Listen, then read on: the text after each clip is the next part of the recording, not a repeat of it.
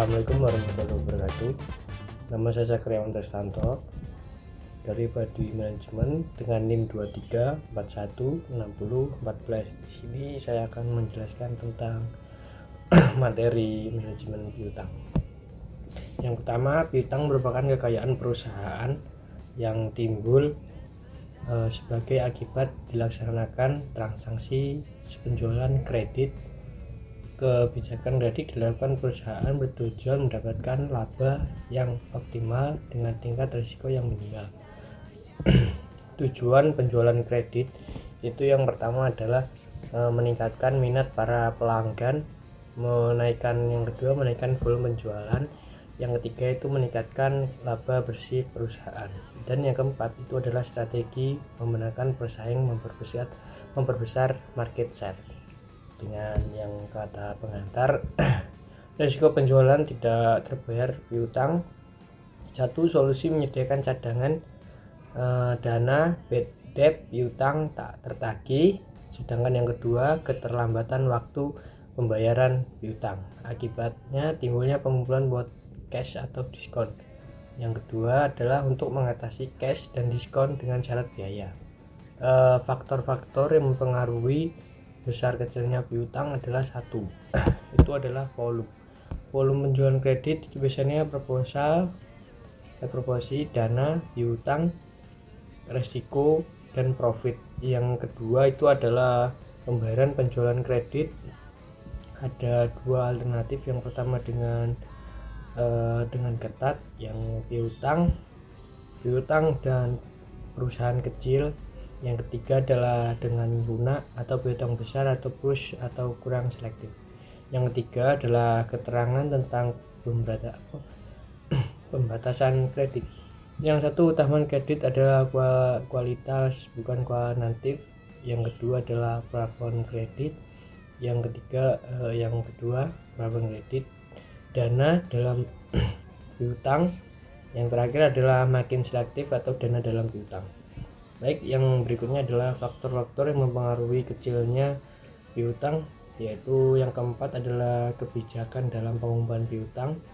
Itu adalah pengumpulan piutang secara efektif, biaya tambahan tidak melampaui besar tambahan refund, atau yang B, pengumpulan piutang atau pasif. Yang kelima itu adalah kebiasaan para pelanggan mengambil potongan yang tidak biasanya mengambil potongan yang kecil.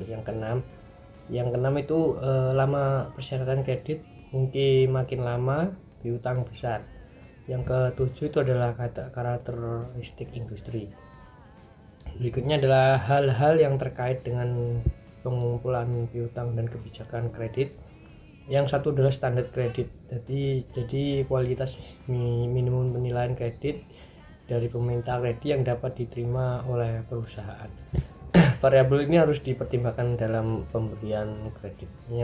Karena satu itu kualitas piutang dagang dapat diterima. Yang kedua adalah B, jangka waktu yang periode kredit. Yang C adalah potongan tunai untuk pembayaran lebih awal. Dan yang D itu adalah program pengumpulan piutang. Yang kedua adalah penjelasan termin kredit, jangka waktu periode kredit, potongan yang tunai yang diberikan jika dilakukan pembayaran lebih awal. Baik, yang selanjutnya adalah yang ketiga, itu adalah potongan tunai, proses penggunaan pembayaran dari jumlah bruto penjualan karena pembayaran dilakukan dalam periode potongan tunai. Yang keempat adalah default risk, kerugian. Risk adalah kerugian piutang dagang tertagih, mungkin terjadi karena penggolongan standar kredit, perlambatan waktu pengumpulan piutang. Baik, selanjutnya ada biaya atas piutang, itu dibagi menjadi 4. Yang pertama itu adalah biaya penghapusan piutang, yang kedua itu biaya pengumpulan piutang, yang ketiga itu adalah biaya administrasi, yang keempat yang terakhir adalah biaya sumber dana modal.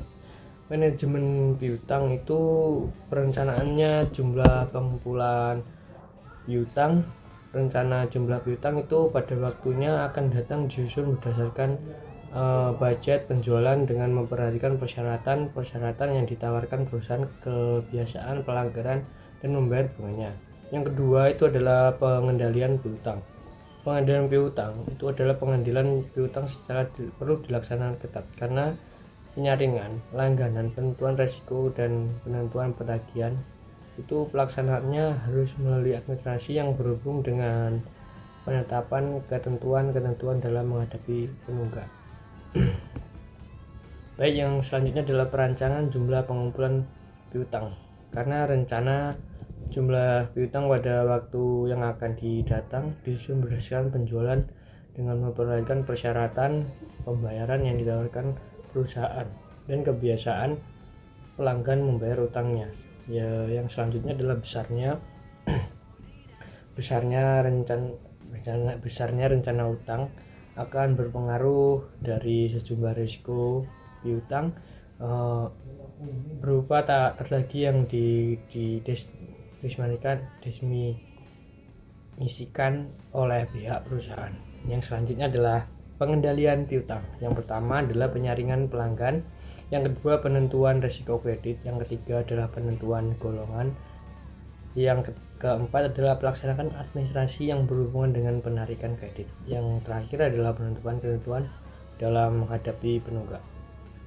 Baik, sekarang kita akan menuju penilaian terhadap calon pembeli atau risiko kredit.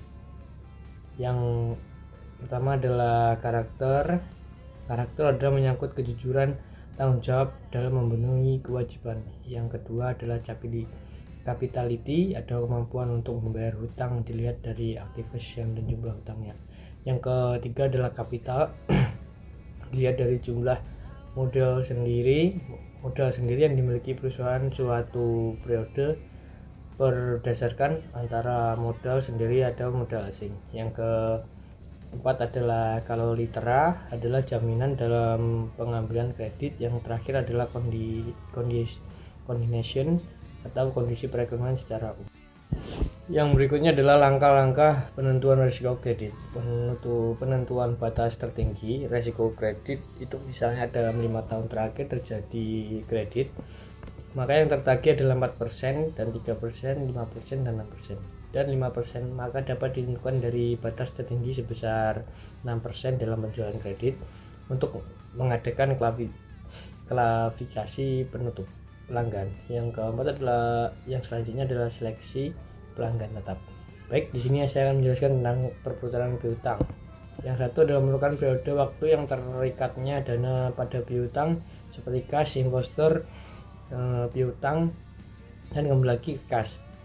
Yang selanjutnya adalah periode perputaran piutang tergantung dari panjang pendeknya ketentuan waktu yang dipersyaratkan dalam syarat pembayaran kredit.